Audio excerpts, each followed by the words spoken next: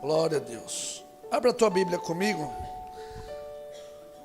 Nós vamos começar pelo final, depois voltamos para lá, ok? Lucas 22:16.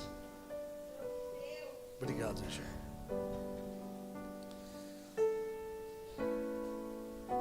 Eu tenho dito que eu não sou muito de ficar falando lá na internet, mas agora eu estou começando a dar uns palpites, né? Quando eu vejo algumas aberrações aí, que nós estamos vendo aí. E aí, irmãos, você dá um palpite, o que você acha correto, se prepara. Vai vir pancadaria para tudo quanto é lado. Mas nós também não, né? Uma mais, uma menos. Pega a fila e vamos embora. Aleluia. Amém? Mas nós aprendemos que a Santa Ceia, ela é um sacramento, ok? Não. É algo muito santo. Amém? Nós aprendemos dos nossos pais, quando eu me converti. É claro, eu vi isso com meu pai. E hoje nós nos reunimos uma semana antes da Santa Ceia para orar, nos santificar. É claro que devemos fazer sempre, né? Mas hoje nós estamos tendo uma semana de oração. É claro, aqueles que podem estão orando, buscando ao Senhor. Isso eu aprendi lá atrás, quando meu pai ainda era diácono na igreja, presbítero, né? Depois como pastor. E aí eu fui... Hoje nós temos uma semana de oração, Santa Ceia. E aí tivemos muita coisa na internet. E como vocês são membros da IECP, amém ou não amém? Fala para o teu irmão, aqui nós temos uma direção. Diga para ele, aqui nós temos uma direção. Por quê? Irmão, porque do rio que não tem margem, ele vira um pântano. Amém ou não amém? E não vai levar para lugar nenhum. Já foi num pântano, irmão? É feio o negócio, hein? A tala de lama. Se pegar um caranguejo, então não arranca logo o dedão do pé. Mas rio não, rio traz vida. Rio, as águas correntes, você pode beber. Ninguém bebe água de pântano, irmão. Então a igreja, ela tem umas margens que não fomos nós que colocamos, mas nós aprendemos e olhamos na Bíblia, como Paulo, ele vai instruir a igreja, ele fala assim: te ensinei. Está comigo não? Então Paulo ele vai orientar a igreja. E hoje nós estamos vendo na internet, muita coisa. Antigamente não tinha isso. Amém ou não amém? O que o pastor falava no culto, todo mundo lia a Bíblia ali, e aí havia a doutrina da igreja. Ok não? Cada um doutrinava a sua igreja de acordo com o que Deus estava conduzindo. Vamos supor, nós temos diversas igrejas no Brasil, amém? Então temos aí Deus e Amor, Assembleia, Quadrangular, enfim, várias igrejas. Cada um tem uma direção que Deus instituiu. E aí Paulo vai dizer que Cristo é o fundamento e nós somos os edificadores, amém? E cada um vê como edifica. Então para nós será posto um juízo maior, que nós devemos saber como estamos edificando essa igreja do Senhor, como edificadores. O fundamento é Cristo. É claro que nós vamos, talvez alguma coisa você possa achar ridículo, mas que nem, vou abrir aqui um parênteses, a doutrina dos homens só usar terno e gravata, não podia nem usar calça jeans, que era do diabo. Então você pega uma igreja que teve essa doutrina em 1965, está comigo ou não? Então era talvez um modelo mais bonito de estar num lugar. Então se aplicou aquilo a um ambiente espiritual, amém ou não amém? Então isso se gerou uma doutrina. E é claro que outras condenavam. Mas se você for ver, a bateria foi incorporada na igreja. E isso para alguns foi escândalo. Porque as igrejas mais tradicionais só se tocava órgão. Sabe? Lembra não? Aqueles... Não sei lá como que é toque de órgão. Faz de conta que vocês entenderam. É mais ou menos assim. Então, vai se enculturando as coisas. Vai trazendo. Então trouxe... Antigamente era mais hino da harpa para nós, linha pentecostal. Sim ou não? Mas quando chegou os corinhos... O corinho que está na harpa hoje, mas quando chegou naquele tempo, gerou conflito. Gerou problema. Por quê? Ele estava acostumado a... Como é? Ó, com cego andei. Aí chega o corinho. Talvez um jovem mais avivado, né? Vem com Josué lutar. Imagina as irmãs do cabelo branco.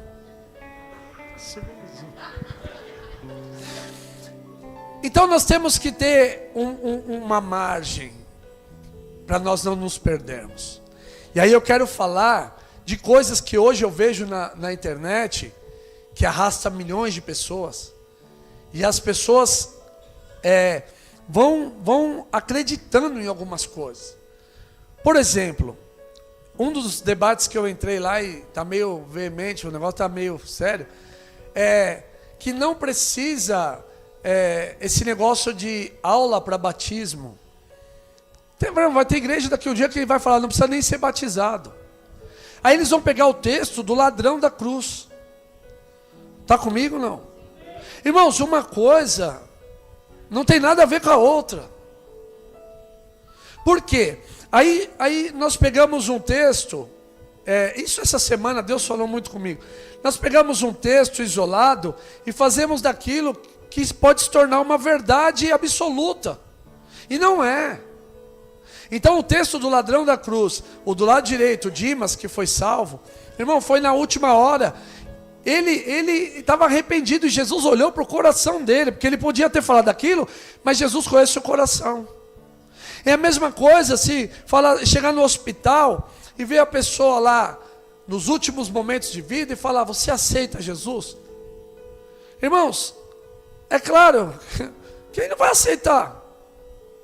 Só que Jesus vai saber no coração daquela pessoa, se Jesus der mais 30 anos para ela vai lutar para ser salva ou vai querer voltar para os caminhos que ela vivia no passado? Então não podemos pegar uma verdade e falar que aquilo é absoluto. Porque talvez tem pessoas esperando assim, no final da minha vida eu fico firme. Jesus não vai deixar eu ir para o inferno. Irmão, você não sabe o dia e a hora que Jesus vem para você. Está comigo ou não? Não, chegar no último momento eu falo, eu entrego a minha vida. Não, você tem que fazer isso agora, enquanto há tempo. Então eu olhando isso, e aí nesse debate, falou que quem colocou as diretrizes para a Santa Ceia? Qualquer um pode tomar a Santa Ceia. E aí eu entrei, falei, não. Porque Jesus, quando veio aqui, ele andou com multidões de pessoas. Mas quando ele instituiu a ceia, só estava com ele os seus discípulos. Aqueles que entenderam. Até o Judas, que dá-se entender que tomou e outros que não tomou, teve que sair de perto. Porque a Santa Ceia, nós já falamos, é santa. Eu não sei você, mas eu já tive umas experiências. Uma vez, eu só não me lembro o ano, nos procurou uma missionária ali do Heliópolis, pediu que nós ajudássemos ela na igreja, naquele negócio, que ela estava reunindo o pessoal. E nós fomos com muito coração aberto para ajudar, para abrir uma igreja lá, e ficamos indo. E eu me lembro que nós consagramos o pão e levamos Santa Ceia, consagramos o pão. E ao sobrar os pães, irmão, esses pães foram guardados, porque é consagrado. Amém? Então quando esse pão consagrado passa 2, 3 dias, automaticamente ele vai embolorar. Eu tive a experiência de ficar com esses pães guardados quase uma semana e nada aconteceu com ele.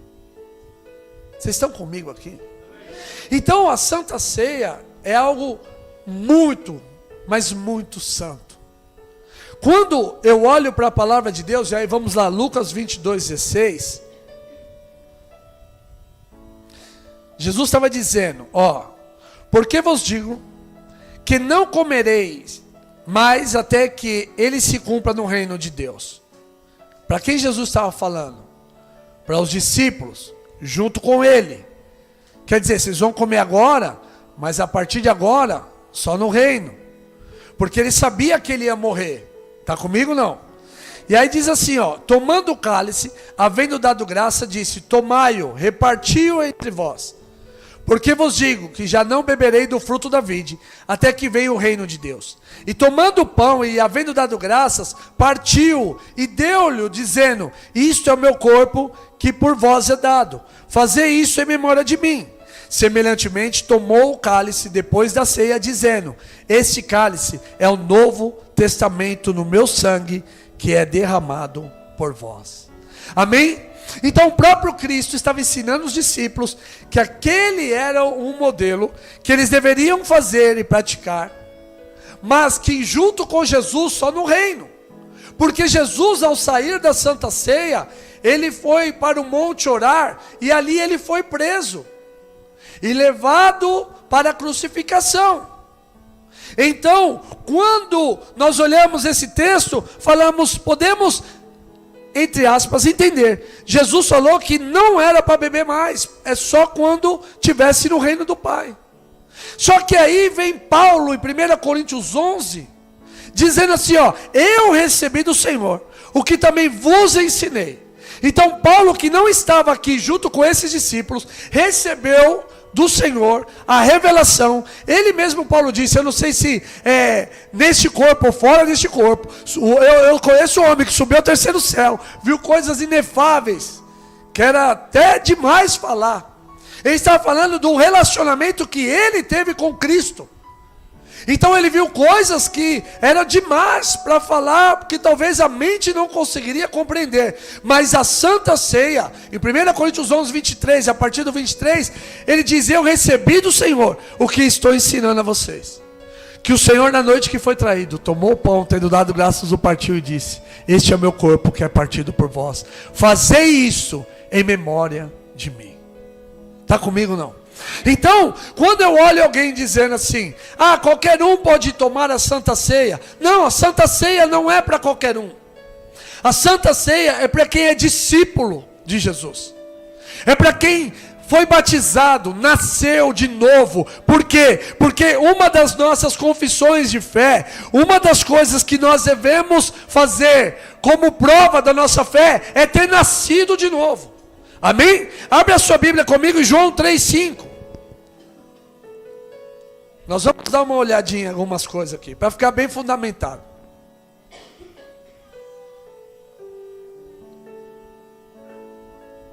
Diz assim, Jesus respondeu, na verdade te digo, que aquele que não nascer da água e do Espírito não pode entrar no reino de Deus.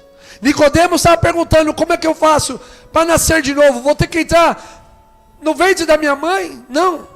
É nascer de novo, quer dizer, é tomar agora se tornar uma nova criatura em Cristo.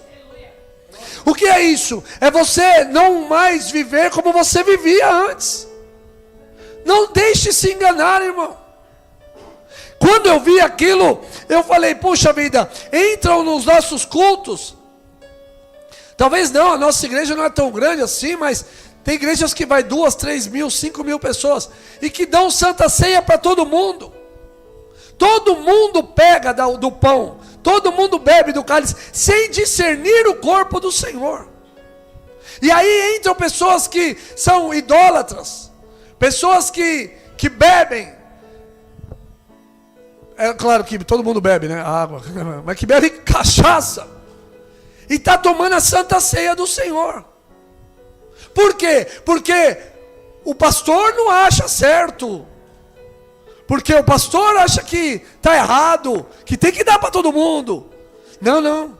A Santa Ceia é para quem reconhece o sacrifício de Jesus. E para quem já nasceu de novo. Verdadeiramente. Abra a tua Bíblia comigo aí, em 1 Coríntios 10. Olha o que a palavra do Senhor vai nos dizer.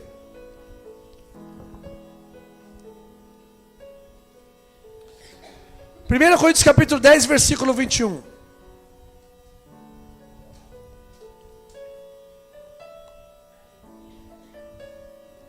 É muito forte. Mas olha o que ele fala. Não podeis beber o cálice do Senhor e o cálice dos... Então quem escolhe participar não é o pastor.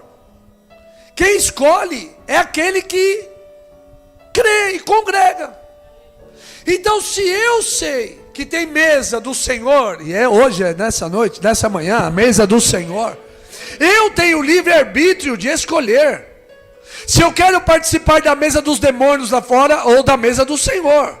Mas eu tenho que entender que tem uma diferença. A mesa dos demônios, todo e qualquer um pode participar, mas a mesa do Senhor não. A mesa do Senhor é só para aqueles que foram lavados e remidos pelo sangue do Cordeiro. Você está comigo aqui nessa manhã, irmão? Então quer dizer, eu não posso fazer e ser participante. Se eu escolhi ficar na mesa dos demônios, é o livre-arbítrio. Agora eu não posso fazer isso sem entendimento. Quando eu vou para a Bíblia Sagrada, vamos lá, uma das coisas que nós temos é o livre-arbítrio. Amém ou não amém? Abra a tua Bíblia comigo em Deuteronômio capítulo 30, versículo 19.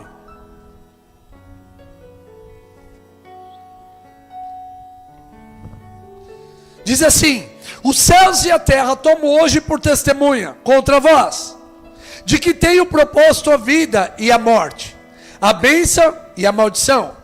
Escolhe, pois, a vida, para que vivas, tu e a tua descendência. Então quer dizer, o livre-arbítrio está em nós. Nós escolhemos o que queremos. Então, não pode chegar aqui, alguém já disse para mim: pastor, eu não vou tomar, ou eu vou tomar, ou eu posso tomar. Eu já disse o que você acha. Como é que você vê isso?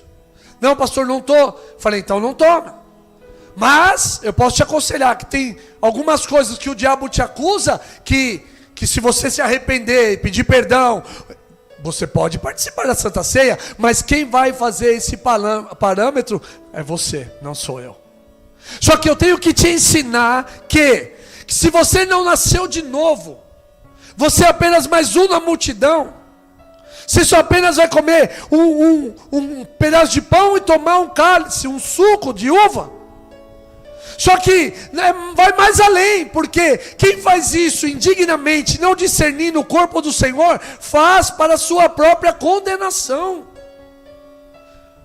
Você está comigo ou não? Então, olha para o teu irmão e fala: é mais sério que a gente pensa, irmão. Então, por quê? Porque quando nós olhamos para Romanos 3, 23, diz que todos pecaram, amém? E desinstituídos foram da glória de Deus. Todos nós somos pecadores. Não há ninguém santo aqui. Amém ou não amém? Já pensou alguma coisa errada? Já pensou em matar alguém? Não, graças a Deus que não, graças a Deus, aleluia. Né? Somente no trânsito, né? Então, quando nós reconhecemos que pecamos, que somos pecadores, o que isso tem que gerar em nós? Arrependimento. Senhor, me perdoa, eu não deveria agir assim. Isso é santificação. Está comigo ou não? É você ver aquela mulher bonita, e talvez o seu coração subir alguma coisa, mas você na hora combatê-lo. Não. Está comigo? Então o que é isso? É a sua condição de pecador. Porque nós nascemos debaixo do pecado. Nós não escolhemos nascer assim, mas nascemos por conta do pecado. Mas Cristo se manifestou para desfazer as obras do diabo. Porque eu tenho certeza, irmão, que tem muitas pessoas fiéis ao Senhor de verdade. Amém ou não amém? Tem pessoas que estão lutando para se santificar. Tem pessoas que estão pagando um preço muito alto. Tem umas no meio da multidão que falam: todo mundo peca, eu vou pecar também, não tem problema. Mas tem outras não, que estão se santificando e querem viver uma vida em santidade para com o Senhor. Alguém aqui nessa manhã? Se tem alguém, dê um aplauso ao Senhor, um grito de glória a Deus.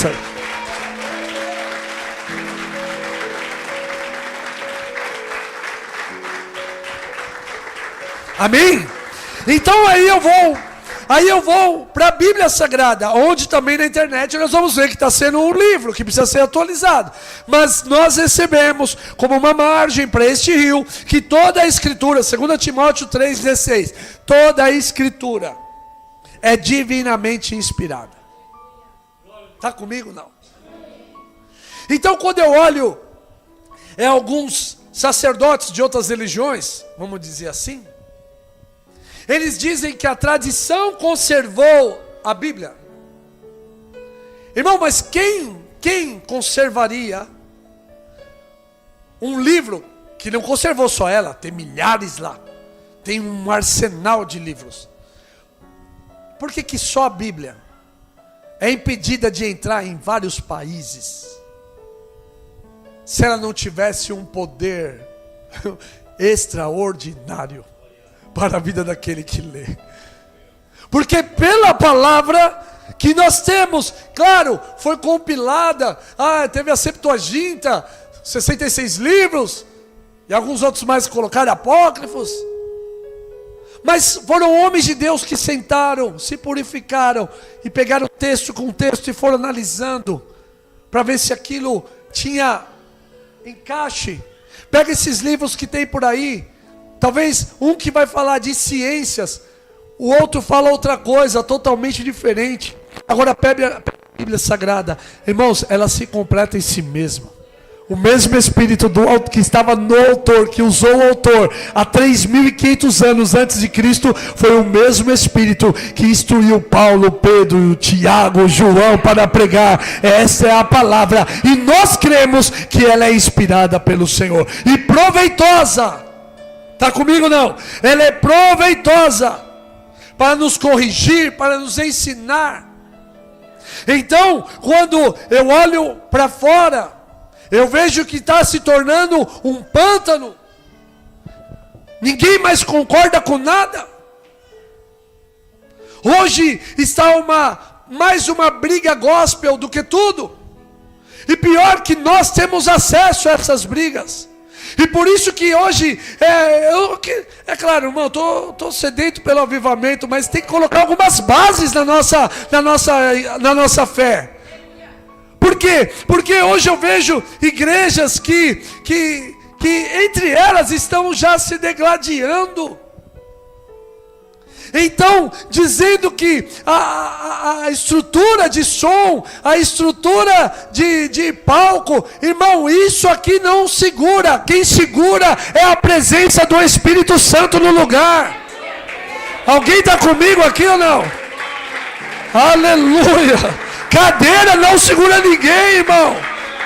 Cadeira almofadada, seja qual ela for. Então nós vemos, e talvez você vai ter acesso a isso, mas o que eu quero que você saia daqui nessa manhã é sabendo que você é pecador, que você tem o livre-arbítrio, que você escolhe o que você vai fazer na sua vida. Está comigo ou não? Mas que você crê que se confessar o teu pecado, Jesus vai te perdoar. E se você, aleluia, crê, aleluia, a Santa Ceia pode mudar a tua vida e te dar força para caminhar 1.000, sei lá quantos mil quilômetros mais para frente. Alguém está comigo nessa manhã?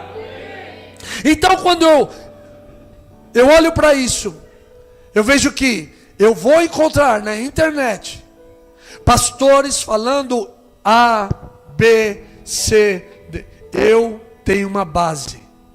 E eu tenho que ficar firme nela. Porque senão nós vamos ser levados por todo o vento de doutrina. Está comigo não? É pecado, usar terno, calça jeans. Nós vamos ficar presos em rudimentos e coisas tão superficiais. E o mais importante que é a salvação das almas. O mais importante é você não estar aqui para um clube, mas estar aqui para ouvir a palavra e se arrepender dos seus pecados. Eu sei, irmão, que às vezes tem palavra que dói em nós, mas a gente sai daqui, a gente faz um autoexame, começa a falar, eu preciso melhorar. Aleluia. Eu ainda quero morar no céu, Jesus. Irmão, quando a Bíblia diz, por não haver profecia, o povo se corrompe. Fica uma semana você vir na igreja, fica 2, 3, você vai ver a 4ª, você não vai querer levantar para vir. Por quê? Porque o mundo vai te levar para longe de Deus. Fica tomando santa ceia de qualquer jeito, daqui a pouco você não mais valoriza o que é sagrado. Eu olho na internet, eu vejo pastores dizendo que não precisa mais se batizar por conta do ladrão. Ô irmão, como não? Se o próprio Jesus foi até João Batista, e João Batista não queria batizar Jesus, falou, quem sou eu? Ele falou, não, eu preciso ser batizado para que se cumpra a justiça. Como é que hoje tem, se Jesus quis se batizar, como é que tem pessoas hoje que não querem, que acham que não precisa disso? Quantos estão aqui nessa manhã? Agora deixa eu fazer uma pergunta. Quantos creem que depois que morrer vão ir para o céu?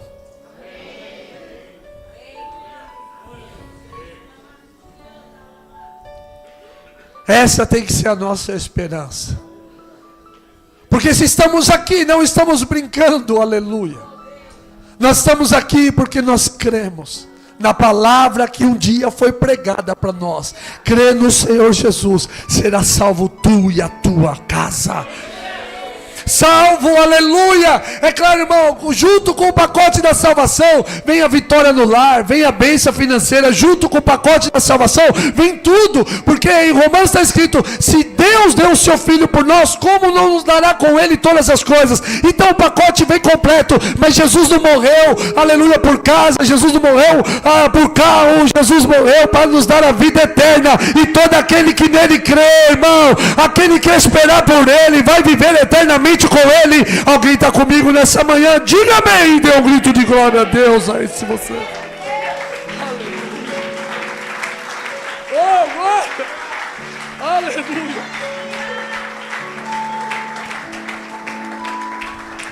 Diga para o teu irmão, fala assim para ele, por isso, irmão, assuma a sua natureza celestial.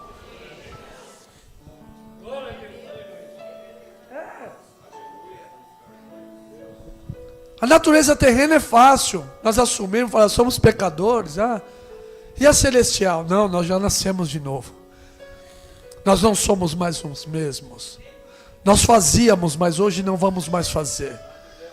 Nós pensamos, mas não vamos mais agir. O pecado está à nossa porta, sempre batendo, irmão. Nunca vai parar de bater. Eu lembro, aqui para descontrair, que os irmãos estão meio sérios, me olhando assim, né? Meu pai, irmão, o pastor José Nascimento. Lembra o pastor José Nascimento? Como vocês lembram aqui? Irmão, não podia ir no mercado que custava uma senhora perto dele. E minha mãe do outro lado aqui, ó. Olha para o teu irmão e fala assim, quanto a vida, irmão, o diabo tem esperança, viu? Fala para ele. Fala, fica firme. Resista. Nós não resistimos até o sangue, né? Não vamos precisar em nome de Jesus. Mas permaneça firme com o Senhor. Entregue a tua vida, reconheça que você é falho, mas peça ao Senhor, Deus, eu quero mudar. Eu não quero mais viver como eu vivia. Eu não quero ser mais o mesmo que eu era. Que essa palavra venha mudar a minha vida. Eu não quero tomar santa ceia só por rito, ou porque alguém vai reparar. Não, eu estou consciente do que estou fazendo. Eu não quero mais ficar na mesa dos demônios. Eu quero só participar da mesa do Senhor. Aleluia! Alguém está comigo aqui nessa manhã? Meu Deus! Diga assim para o teu irmão, aleluia! E você tem que crer que há só um Deus e Pai de todos. Amém ou não amém? Não coloca a tua esperança em outra coisa a não ser em Deus. Efésios capítulo de número 4, vai nos dizer isso, versículo 6, um só Deus e Pai de todos, o qual é sobre todos, e por todos, e em todos. Meu Deus do céu. Então a nossa fé, ela está baseada em um único Deus, apenas um. Nada do que nós fizermos, Efésios 2, vai nos dar condição de ser salvos. Nós apenas, irmão, nos esforçamos porque nós queremos nos santificar. É só isso. Mas a salvação é pela graça, nós não merecemos. Não, ninguém pode dizer, eu já estou santo, hein, Rafa? Que nada, fala que está santo. Sai da igreja ali, ó. O cara buzina para você, você já quer xingar, já pecou, já. Nós somos miseráveis, homens pecadores. Se não fosse a graça de Jesus. Se não fosse o amor do Senhor para conosco. Miseráveis homens pecadores. Meu Deus do céu. Quanto nós erramos. Quanto nós pecamos. Nós que desejamos e lutamos. Antigamente, alguns homens santos de Deus, sabe que eles se faziam para controlar a sua carne? Muitos deles se autoflagelavam. Nós não fazemos isso. Mas quando você vai ver a história, homens que queriam se santificar, quando eles sentiam o desejo, o pecado, alguma coisa batendo, eles pegavam o chicote e eles se batiam. Não é para você fazer isso não, tudo bem não? Você vai falar, o pastor pregando a nova doutrina. É do chicote.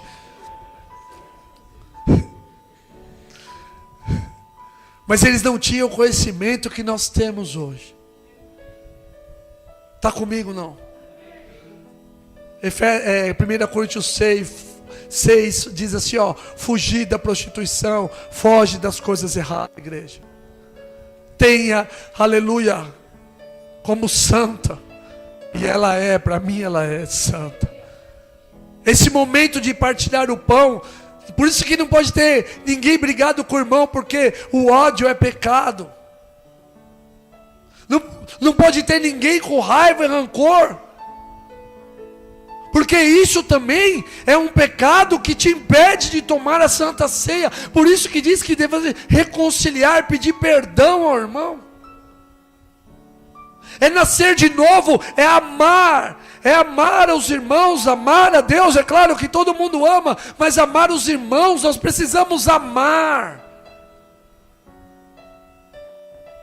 Senão nós estamos apenas comendo um pão e tomando um suco. Não houve mudança em nosso modo de viver, de pensar. Tem que haver transformação, tem que nascer de novo. Nascer da água, da palavra e pelo Espírito de Deus. O Espírito Santo está nos convidando a fazer isso em memória de Cristo, porque Ele morreu para que fôssemos um.